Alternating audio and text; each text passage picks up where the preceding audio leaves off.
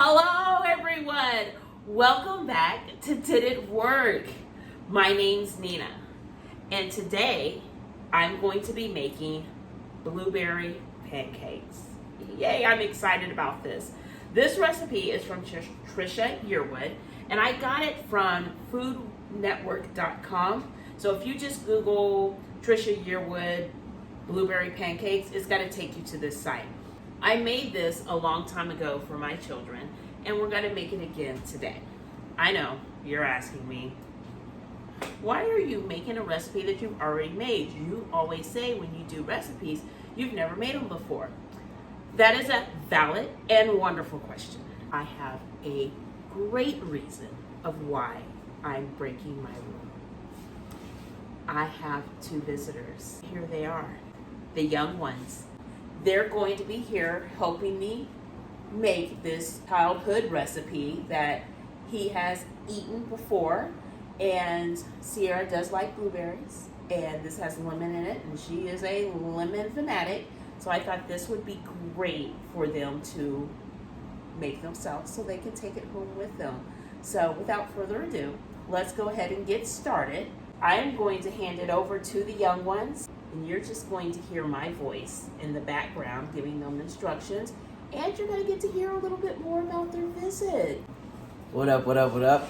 It is the notorious youngest child, Marco, and my beautiful fiance, Sierra. Hi. So the first thing that you're going to do, and of course I am reading from the recipe, is sift the flour, which is 1 3/4 cup, 2 tablespoons of sugar, 1 teaspoon of baking powder, half a teaspoon of baking soda, half a teaspoon of salt. And now we're going to sift that in the large bowl. So since you've been in California, what has been your favorite part of it? I've especially really liked hiking on the mountains, and I really enjoyed seeing the celebrity autographs and handprints outside of the Chinese Theater on Hollywood Boulevard, along with the Walk of Stars. Oh, wonderful. That's great. How about you, Sierra?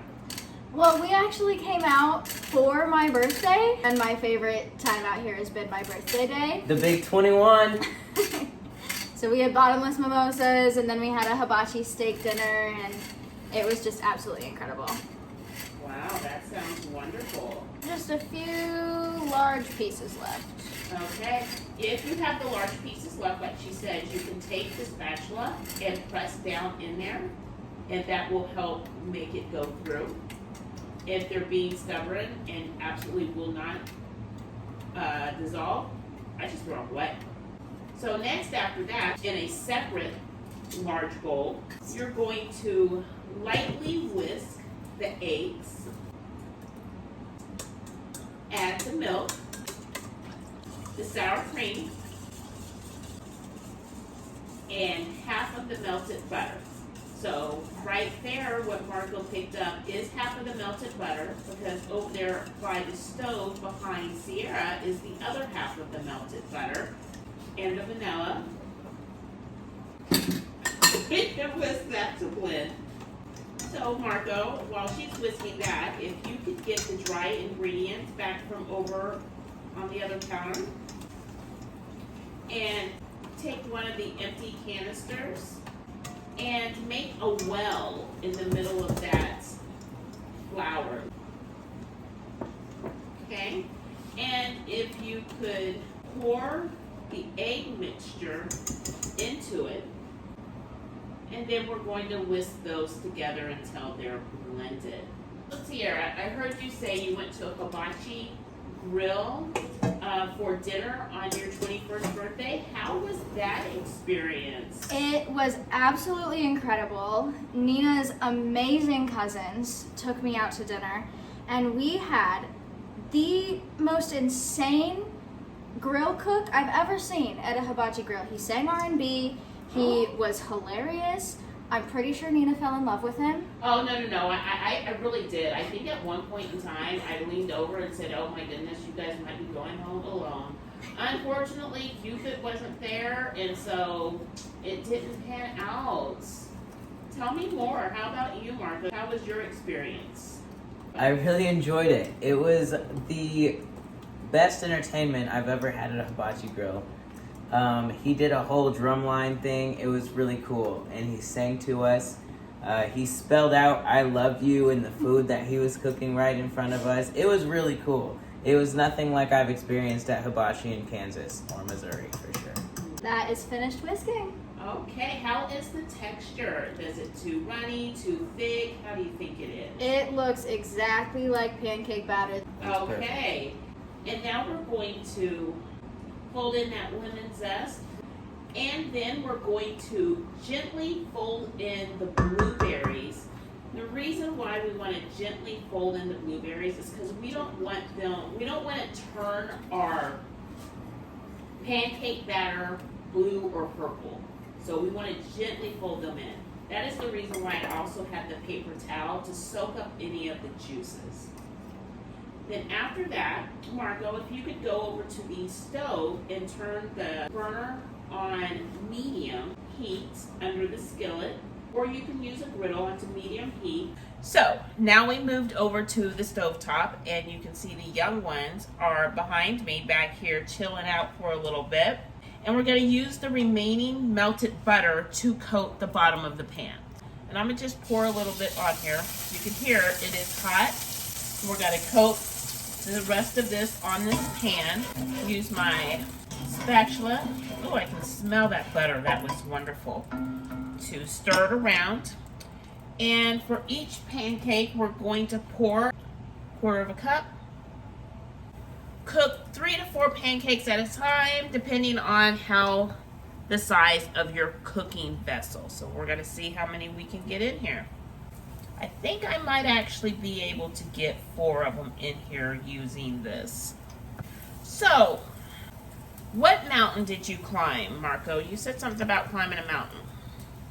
Well, we took a trail called, what was it, Two Trees Trail. So we went up this mountain that's kind of near my mom's place. Funny thing is that we got all the way to the top and we didn't really remember how to get down. So we went up one side of the mountain and went down the other side of the mountain and then had to walk around the mountain to find our car. It seems like a burden, but I actually really enjoyed it because we got totally different views going up than we did going down. And so we got to 2 different sides of the mountain, and it was gorgeous. From one side you see a bunch of mountain ranges, and the other side you see the whole cityscape, and it was a really cool experience. I enjoyed it a lot. I did enjoy it. This old woman, body aches are still happening right now. So, this is what I'm looking for the pancakes, because you can see them in the camera. Just a side note, if you think the batter was too thick, which we did not, we had perfect texture, you can add 1 to 2 tablespoons of milk to thin it out to what you like it to be. Now I'm waiting for these to have bubbles to begin to form and pop on the top surface of my pancakes. And so until then, and you guys can see my pancakes, we're just got to let them go. And then when that happens, we'll flip it and cook it for 1 more minute. And the outer edge looks done, flip it over. So that's kind of the way that works. So climbed a mountain, went up one way, came down the other way, liked the experience, so it wasn't something where it was like, oh, I can't believe that just happened, so that was a good thing.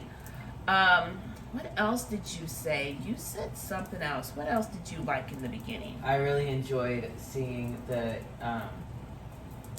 Chinese theater and the autographs and handprints of the celebrities right next on Hollywood Boulevard. Did you have any favorites that you were able to experience? Yes. Oh, which ones were they? I got to take a picture with Hugh Jackman's handprints and autograph, and I got to take a picture with all of the Avengers handprints and autographs, and the Hunger Games cast, which are three huge special interests of mine. I love Hugh Jackman. I love the Avengers, and I love the Hunger Games. I have a Mockingjay tattooed on my neck. Wow. Yes. I love all of these things, and it was really, really cool to be able to feel close to the celebrities and take a picture at the sites that they put their prints in. It was awesome. Did you have any that you saw that you really, really loved? So there were a few that I really liked. I got to take a picture with the cast of La La Land, which always reminds me of my high school best friend. And I got to take a picture with the Motley Crue star, which consistently reminds me of my mom. So I don't know, I got reminded of a bunch of friends and family while I was out there on Hollywood Boulevard. It was really nice. And that is how it's supposed to be. Okay, I'm checking these just to make sure. I don't have any bubbles popping just yet. I'm just impatient at this point in time. Just kind of checking them, moving them around, making sure nothing's sticking. And I'm sure somewhere there's a cooking show that's telling you, once you put the batter in, don't mess with them until you're ready to flip them.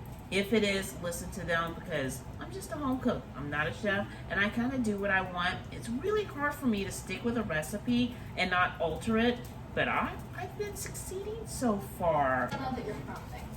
Yes. So I went ahead and flipped one of them because I wanted to see what it was like, and I'm going to flip all of them. Mine did not have bubbles that popped, as you can clearly see. So I noticed around the edges they were starting to turn brown, and so I went ahead and flipped them. Again, this is the thing, you're cooking with sight. I did not want to risk eating burnt blueberry pancakes. And so flipped it over and briefly for about 30 seconds on the other side. Well, I have my 30 seconds, so I'm taking these out. I have my plate over here that you can see, and I'm going to repeat. I'm not going to make you guys sit around and watch me do this, so I will see you at the tasting table. You all know that's my favorite part of this show. So see you in a little bit. Okay, everybody, we are at the tasting table. We have buttered and syruped our pancakes to our liking, and we're gonna see, does it taste as good as we remember them years ago? Let's try. All right, here we go. Marco, go ahead. You're the one who's already taken another bite. You gotta talk before you keep eating. They're so fluffy. Oh my gosh. And they're so good because Sierra very gently folded the blueberries in. It's not overpowering in the whole batter. It's still white. It didn't turn them blue or purple, however it does. And it didn't beat up the blueberries. It didn't beat up the blueberries. So we're still getting that flavor as we bite into them. Yes. This is really good. The batter has enough sweetness, moisture to it. I like my syrup, so I did put some syrup on there, and it absorbs it just perfectly. That outside right here, you can hear it a little bit. It's crispy, but it's so fluffy inside. I'll let Sierra talk. Well, okay, no, I'm not. She done got a mouth full right now. Her pancake's almost gone. So she has literally taken advantage of us talking. Apparently I need to eat because what else was I supposed to do? Everybody was talking. I was like, I'm just gonna eat. I'm gonna have the most information for my tasting. You guys have been eating these things for years. This is my first time eating this pancake, and I have to say, it is incredible. I've made homemade pancakes before. I don't know what it is about this recipe. It's so good. And like they said, with folding in the blueberries, you still get to bite into a full blueberry when you get one in your pancake. It's not just like a mushed blueberry flavor. You get the bite of a berry, and it's really nice. So good. This worked so well. Did it work? I will never buy a boxed pancake batter again. Okay. We will not hold him to that. I make my promises myself, and we live in the same house. So This is better. I agree, but we're not gonna. So Marco said it worked. Sierra said it worked. I said it worked. So, happy play is already happening. I'm talking too much to eat. So, on that note, as always, love with your heart, cook with your soul. My name's Nina. Until next time, like and subscribe. Bye.